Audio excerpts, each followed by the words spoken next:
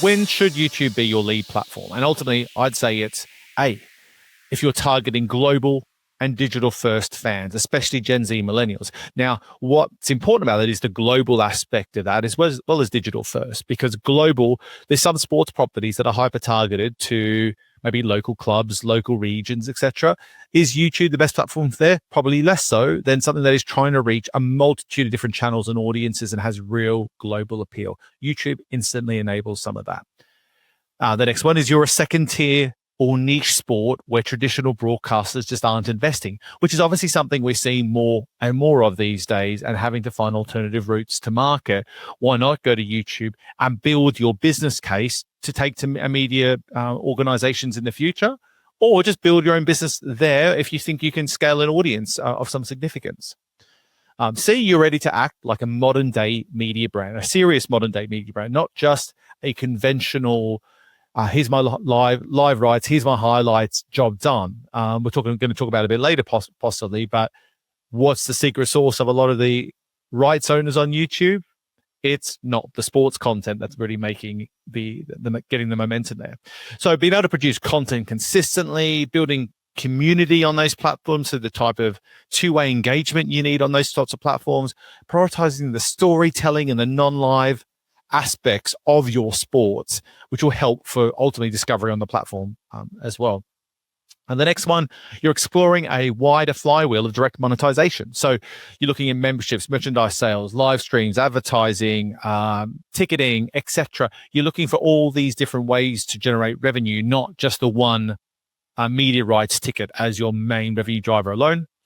The next one is you're really wanting to tap into the creator economy, and that could be through partnerships with YouTubers. It could be athletes themselves as part of the stakeholders. It could be just influencers in and around your sport, and also not within your sport, but tapping into that group of audiences if you really believe that is a great way of scaling audience fast.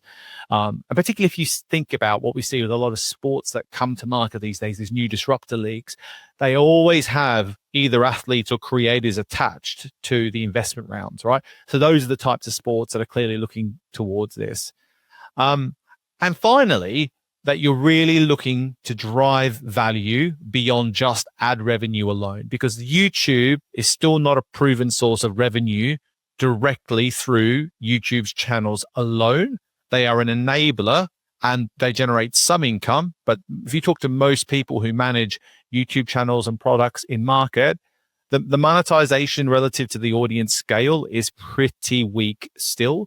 But if you're able to do content sponsorships, maybe data, basically sponsorships around digital, sponsorships around the content itself. So sponsoring the shows you're creating, that's where you can get, or you're looking to build a greater picture of the type of audience that you have connected with your sport, to then help either sell into broadcasters or to sponsors.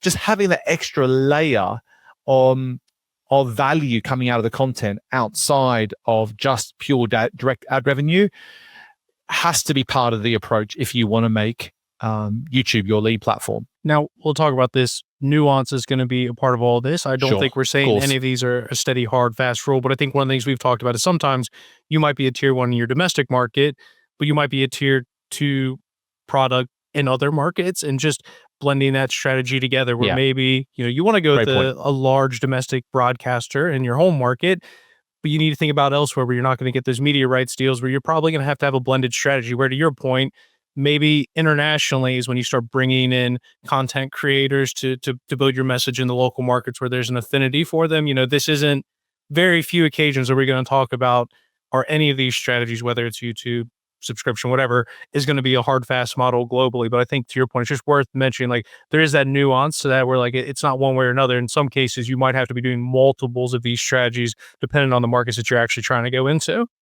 Completely. And I think actually looking towards the creator world again, you can get a sense of what you need to be doing to maximize the value. Look at some of the biggest creators in the world, your Logan Pauls, you might even look at the golf creator economy and how they sell themselves on platform. I watched a bit of content recently.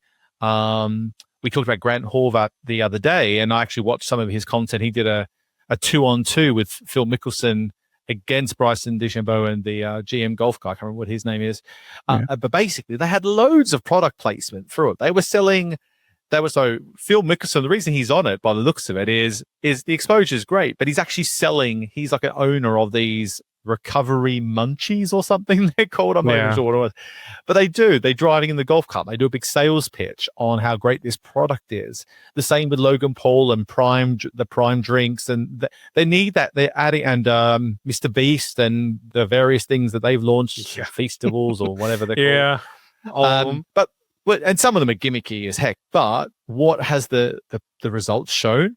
That actually loads of people buy that stuff because they're being backed by people they follow and support, and therefore, the idea of sponsorship, that's a great example of how it can work really well if you've got a product and you can create some brand alignment there.